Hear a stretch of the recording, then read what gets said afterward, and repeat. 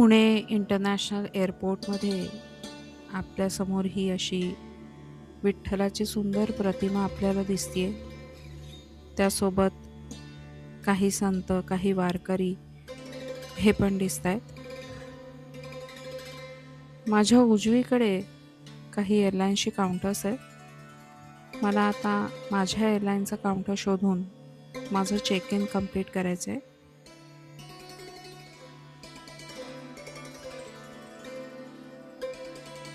आपल्या संस्कृतीची जगाला ओळख व्हावी म्हणून जागोजागी अशा उत्तम कलाकृती आपल्याला पुणे एअरपोर्टला दिसतील.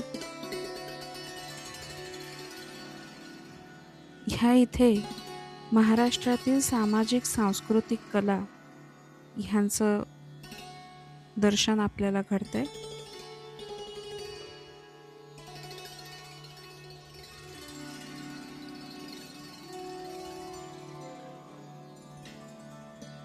कोळी नृत्य,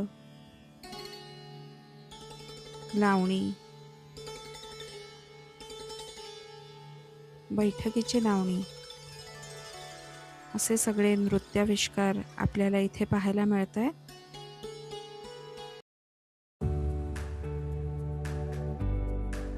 चार 40ची माझी फ्लाईट आहे गेट नंबर 4 वरून आणि फॉर अ चेंज समय पर असं दाखवते. हो, तरी माझ्याकडे आता 2 तास आहेत. काय बरं करूयात, चला थोडीशी चक्कर मारून येऊयात.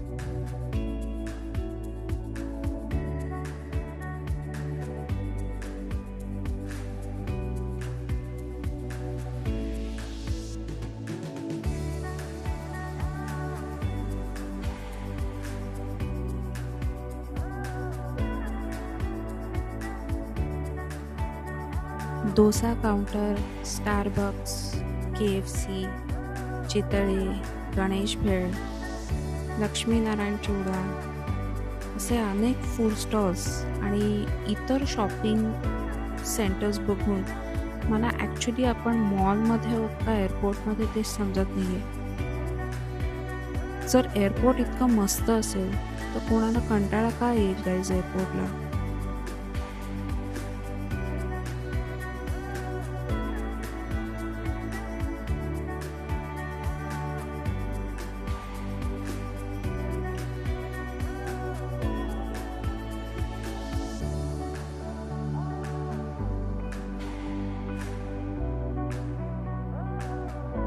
मी आता end of the first floor सगळी शॉप्स बघून आले आणि मला एकीकडे ॲरो दिसला किड्स प्ले एरिया म्हणून.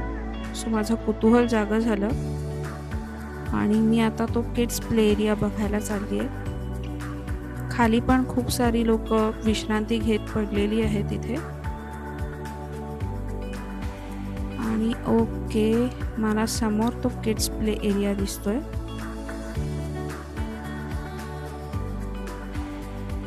वाव, तिथे आई पण अलाउड आहे आत. सो आई आणि मुलं आणि बाबा पण दिसत आहेत. सो सगळेच एन्जॉय करत आहेत. सो गाईज, आपण अख्खं पुढं एअरपोर्ट ऑलमोस्ट फिरून आलो आहे.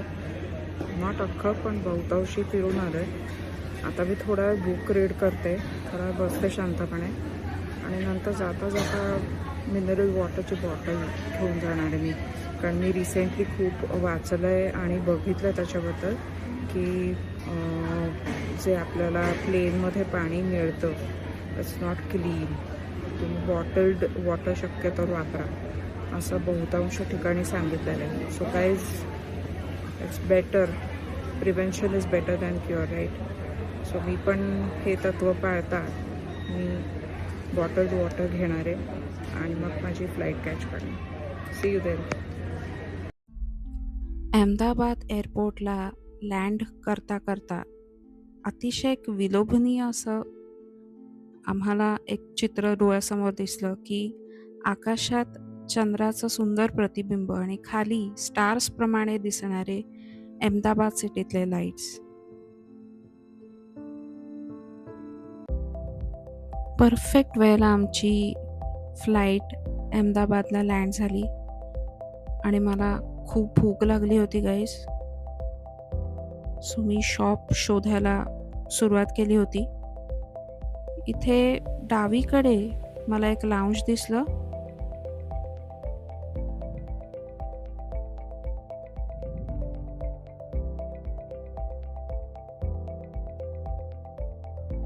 पुढे आल्यानंतर आणखीनही काही फूड शॉप्स होती, पण मला प्रॉपर ब्रेकफास्ट करायचा होता.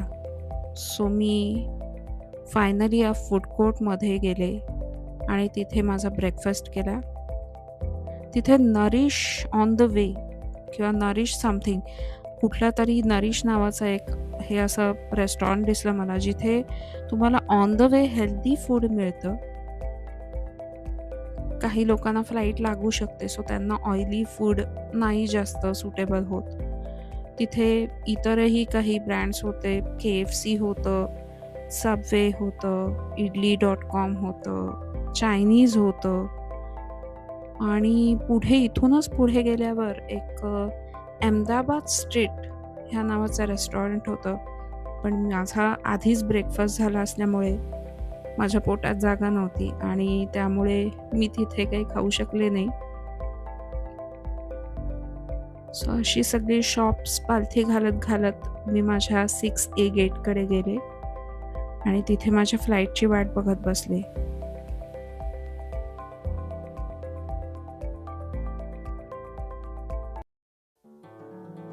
अयोध्या एअरपोर्टला उतरल्या आपल्याला अशा प्रकारचं अयोध्येच्या मंदिराची प्रतिकृती असलेलं अयोध्येचं एअरपोर्ट आपल्याला दिसतं.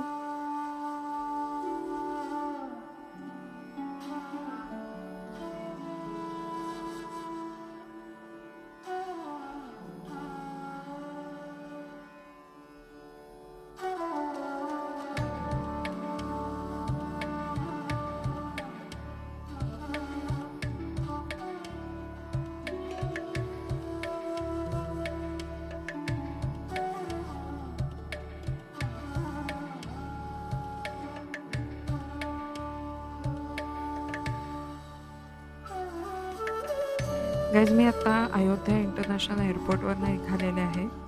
आता मी चाललेले आहे राम की पेढी या ठिकाणी. तिथे आपण शरयू नदी बघतोय. शरयू नदी काही जण स्नान करून मग रामाच्या देवळात जाऊन दर्शन घेतात. पण मी आता तात्पुरते हातपाय धुवून तिथून मग रामाच्या देवळात जाऊन रामाच्या मूर्तीचं दर्शन घेणार आहे. आणि मला खूप आनंद होतोय, कारण मला अनेक वर्षांपासून म्हणजे अनेक दिवसांपासून रादर तिथं जायचं होतं. जेव्हापासून मंदिर झालेलं आहे तेव्हापासून मला तिथं जायची इच्छा होती आणि आज माझी ती इच्छा पूर्ण होते. त्यामुळे मला अतिशय आनंद होतो.